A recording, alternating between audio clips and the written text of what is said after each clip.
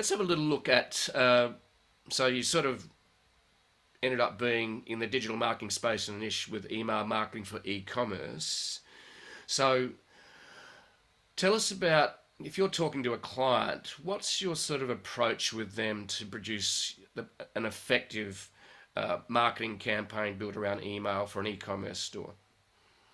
So the first thing with any business, no matter what, always starts with understanding their customers. So that's the to me, and again, I think that because I had a background in blogging and all of that, there was so much emphasis on the research that went into the copy before it was written that I carried that over, and I have my team do that.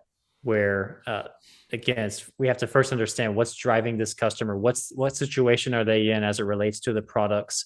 Is this something that enhances their lifestyle? Is this something that's a need?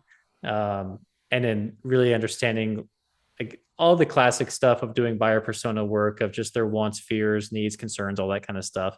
Um, but also I like to have a reason to show up in the inbox. So it's looking at, okay, why would they care that we're emailing them, and then taking an angle of the content. So it's not just, I mean, you can do it as simply as just putting a photo and a line of copy and a buy now button, which you see a lot of e-commerce businesses do. And yes, that, I mean, they do get some sales, but that's not really a great email to receive for most people. So I like to focus on, maybe if you've got, let's say you've got 10 particular benefits for that product. I like to go deep into one benefit for that one email. So now we've totally convinced them Yep. of this one thing. Because what I find is that with pretty much all of us, there's a certain number of reasons why you would buy a particular product, but there's going to be maybe 1 to 3 that really move the needle for you, and the others you don't really care about, or you just kind of see it as nice to have.